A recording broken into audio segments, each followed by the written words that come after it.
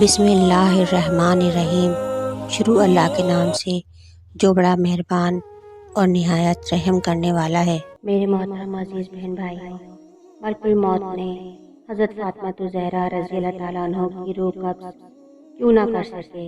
شہزادی رسول صلی اللہ علیہ وآلہ وسلم سید فاطمہ زہرا کی روح قبض کرنے کے لیے جب اللہ تبارک و تعالیٰ نے ملک الموت کو حکم دیا تو ملک الموت گردن جھکا کر خاموش ہو گیا اور اس کام پر جانے کے لیے راضی نہ ہوا کہ وہ سید سلام اللہ علیہ کی روح قبض کرے۔ یہ احترام اس پردے دار کا کہ جس کے سر کے بالوں کو نہ سورج نے کبھی دیکھا، نہ کبھی چاند نے دیکھا، نہ کبھی ستاروں نے دیکھا اور نہ ہی ملائکہ کی نگاہ پڑی۔ روایت ہے کہ جب سید فاطمہ زہرا کی روح قبض کرنے کے لیے اللہ تعالیٰ نے اسرائیل کو حکم دیا تو اس کام پر جانے کے لیے راضی نہ ہوئے، تو پھر خود اللہ تبارک و تعالیٰ نے اپنی دست قدرت سے اپنے محبوب کی لاڈلی کی روح کو قبض فرمایا۔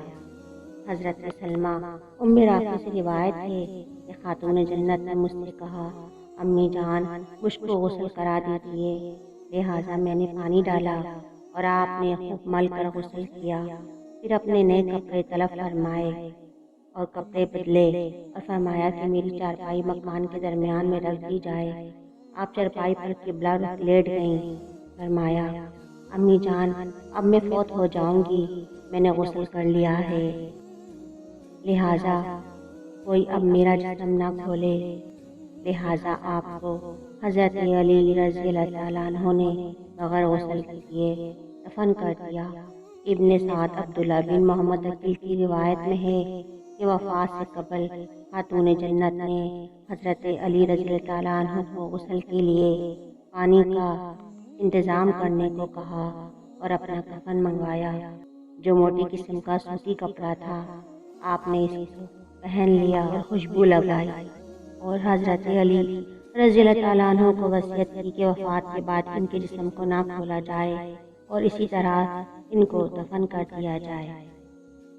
البدایہ میں خاتون جنت کی وصیت کا حاصل یہ ہے کہ انہوں نے اسماء بنت امیس اہلیہ ابو بکر صدیق رضی اللہ تعالیٰ عنہ کو بلوا کر وصیت کی کہ انہیں وہ حضرت علی رضی اللہ تعالیٰ عنہ اور سلمہ ام رافع غسل دیں اور یہ کہ رات کی تاریکی میں ان کو دفن کر دیا جائے۔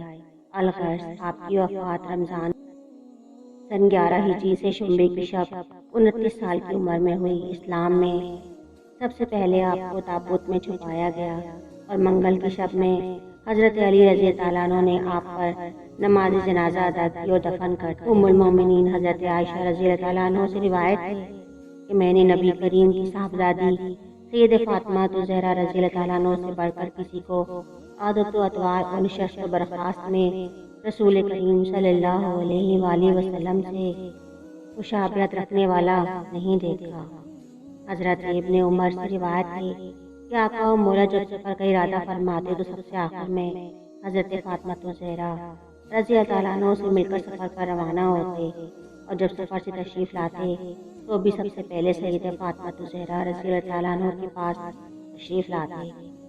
آپ سید فاطمہ زہرا رضی اللہ عنہ سے فرماتے، میرے ماں باپ تجھ پہ قربان ہو۔ حضرت مسعود بن مخرمہ سے روایت ہے کہ رسول اللہ صلی اللہ علیہ وآلہ وسلم نے فرمایا، فاطمہ میرے جسم کا ٹکڑا ہے، جس نے اسے ناراض کیا اس نے مجھے ناراض کیا۔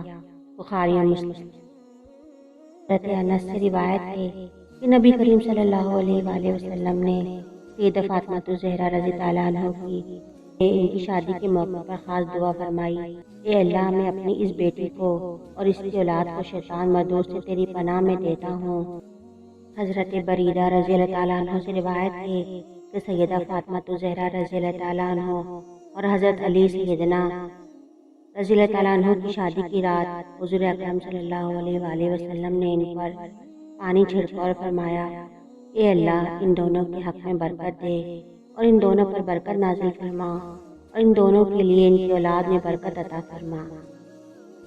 حضرت عمر رضی اللہ عنہ سے روایت ہے کہ رسول کریم صلی اللہ علیہ وآلہ وسلم نے فرمایا، قیامت کے دن میرے حسب و نسب کے سوائے ہر سلسلہ نسب منقطع ہو جائے گا ہر بیٹے کی نسبت باپ کی طرف سے ہوتی ہے، سوائے اولاد فاطمہ الزہرا رضی اللہ تعالیٰ عنہ کے، کہ ان کا باپ بھی میں ہی ہوں اور ان کا نسب بھی میں ہی ہوں۔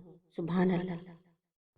میرے محترم عزیز بہن بھائیوں، ہماری یہ چھوٹی سی ویڈیو آپ کو ضرور پسند آئی ہوگی۔ ویڈیو پسند آئی ہے تو اسے لائک کریں، شیئر کریں اور چینل کو سبسکرائب لازمی کریں۔